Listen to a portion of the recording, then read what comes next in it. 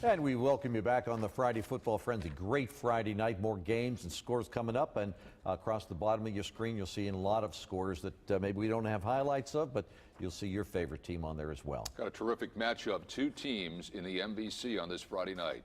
Cincinnati Country Day hopped the bus, headed for Summit Country Day. And even before this game, just about everyone knew CCD had a terrific team. And then this, Summit with the ball. But watch the snap go sailing over the quarterback's head. That's Duke Tobin. All he can do is watch CCD's Miles Jackson fall on it in the end zone. That's a fast 7 for CCD. They led early on 7-0. It was CCD controlling the clock and controlling it with great power football. Terrific photography here by photographer Bart Barkle. In particular, quarterback Cameron Aldred, the senior, was so hard to bring down. Look, it took 4 Summit guys to bring him down on that play. That led to this, a field goal to make it 10-0. Summit finally gets the ball back after that. They used a roughing the passer penalty to get in good field position, and then Tobin finds senior wide receiver C.J. Suggs. That's a touchdown Summit, but CCD wins this game. CCD is now 8-0. 24-14 is the final. Well, they're having a great season. Up to the Shakely Center at UC. Many distinguished Purcell alums in the audience, including former Channel 9 producer Mike Mattingly. He watched Mikel Jones score here for the Purcell Cavaliers, and the Cavs are just swarming on defense as well against Dayton Carroll. They were 3 and out, it seemed like, all night long against a determined Purcell group of defenders. Eventually, Carroll did manage to get on the scoreboard, but it wouldn't be enough. PURCELL-MARIAN notches the win tonight, 26-9. Nice crowd out there. Yeah. How about we go out to Reading, where the Blue Devils' Baden Pinson was running hard and running here into the end zone to put the Blue Devils up 7-3 on Deer Park. Then later in this game, it's Reading quarterback Eric Wackendorf deep to Sam Ashbrook, and that's 7 more for Reading. Reading rolled in this ball game. 35-3 is the final.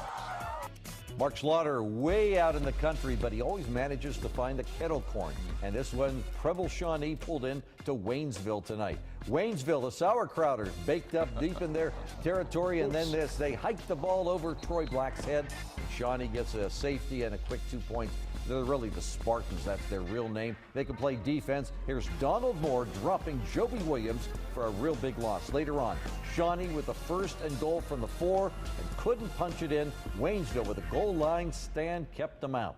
The Spartans of Waynesville finally got on the board via the passing game. Troy Black to Bryce Linkus. That covers 38 yards, and it goes the distance. Shawnee does counter in this game. It's Joby Williams this time, deep down the middle to Dylan Weirder for the touchdown.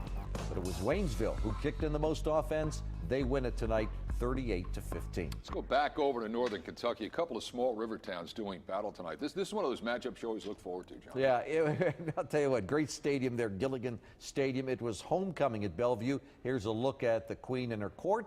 And that was in the middle of 2 tough halves between Bellevue and Ludlow. Late in the first quarter, a Ludlow lineman is able to pick off this pass. He brings it back to the Tigers' 1-yard line. They change sides of the field for the second quarter. Dwayne Logan busts up the middle for the Panthers score. 6-point lead in this game.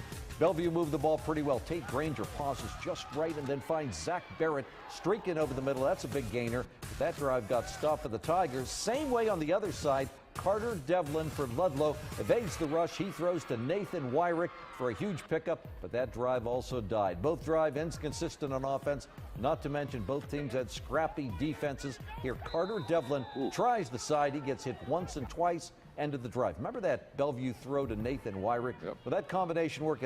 Here's Bart's brother, Artie, photographing the first half. He got faked out of his shorts.